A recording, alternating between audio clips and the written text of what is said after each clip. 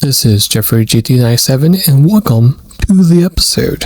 In this episode, I'm going to be using the Alfa Romeo V6 Ti at the Expressway 600, and hopefully this particular tune can help you out to get your very first win in this particular event. Now, if for some reason this particular car and setup does not help you out, no need to panic. I would recommend that you just save the car and just tune it from the mall. So, without any further ado, let's get started. So, of course, the first thing is going to be on how to get the car. This car, unfortunately, is one of those cars that you can only get at the Legends Car dealership. As you can see here, it is currently a limited stock right now. The price of it's going to be 650,000 credits, and there's the stats, of course, to the far right. A very lovely classic to own this beautiful car. So, if you do have the funds laying around, I would recommend getting this car, not only because it's a great classic car, but also a beautiful car to drive as well. For the setup, parts for your sports category, you're going to be using the Sport Hard tires. For the Club Sports, you're going to be using the power restrictor and ballast. Make sure you have both of those as well. As we move to the semi-racing category, every part you see here that says installed, make sure you buy that as well. And of course, for our last category, going to be racing. This is going to be the most parts. Now, most of these parts are already provided, so there's a good chance that you may not need to pretty much have to buy them.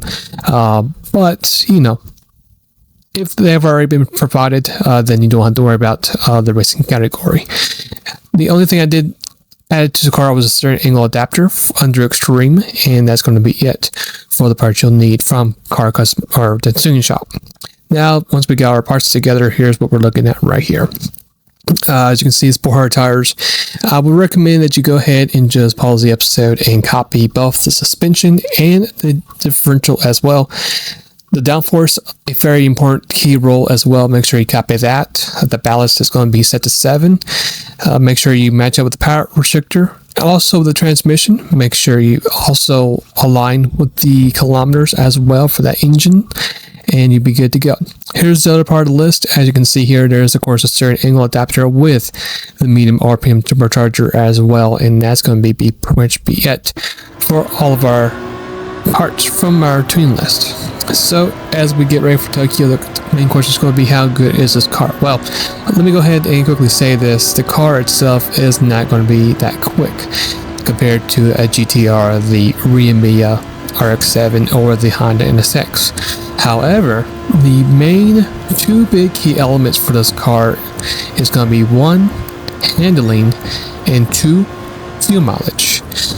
This in fact is a Group 4 race car, so of course this car is built for racing, low level racing as that to be, but this car, as you saw that first turn, it just felt really good in these corners.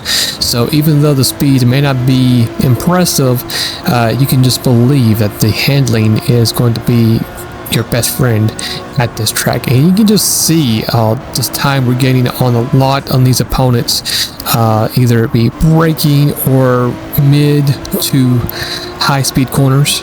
Being able to really attack the corners a bit more ferociously compared to these other cars in this particular run. So you can see we made ourselves the P6, and Sector 2 is most likely going to be your best bet to gain a lot of ground on the AI, because of course you got that long straight.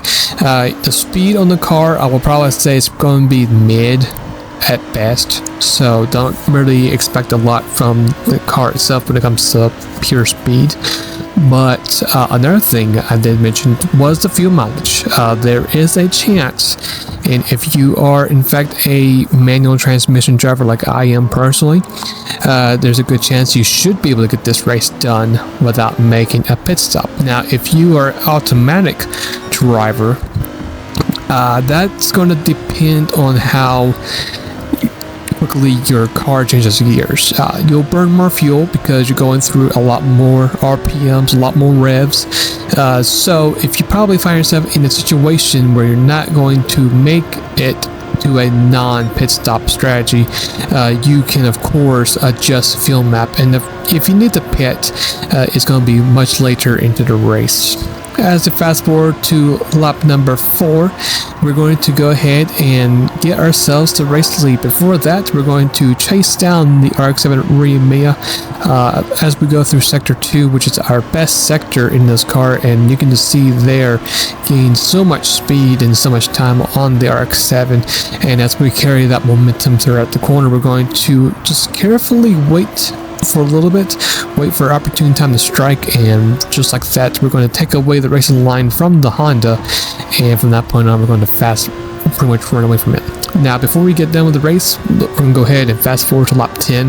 This is going to be our personal best lap of the race. It's not going to be the fastest lap of the race, unfortunately. That's going to be the record for Gallo, unfortunately. But if you guys are curious to see what this car is capable of doing around this track, you're more than welcome to stay behind, which hopefully does help out. And I'll return in a little bit.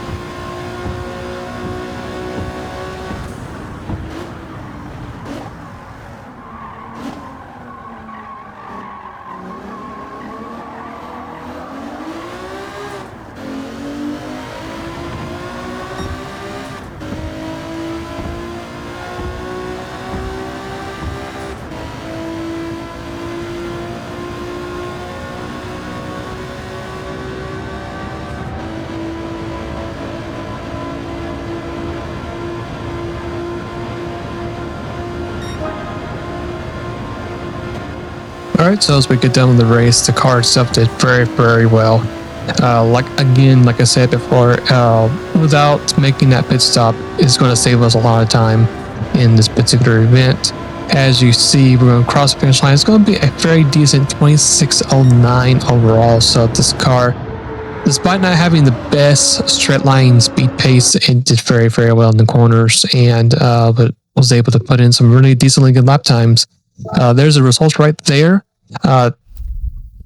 Able to not get the clearance bonus, which was quite strange and odd, and that's going to be it for the episode. So if you do have that car, I do recommend giving it a shot. It should be pretty fun. And if not, then I would recommend giving it a shot at Le Mans. Now, you can see here's a beautiful, gorgeous photo of the Mazda 780B. And what I'm going to be doing for our next event is going to be a live stream. Might be multiple live streams, matter of fact. We're going to be doing the 24-hour endurance race using the Mazda 778B. I did mention a long time ago, if we did manage to hit 5,555 subscribers, I would do this. We have well exceeded that number to 6,000 plus. So thank you guys for pretty much joining in the group and being able to support the channel.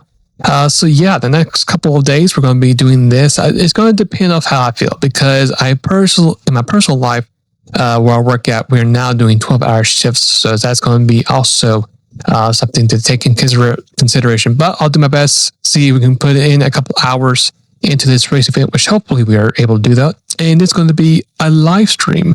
So there's going to be multiple live streams coming later in the future, which hopefully does help out. It's going to be all on YouTube. I'm not going to do a multi-platform deal. It's going to be just exclusively to YouTube.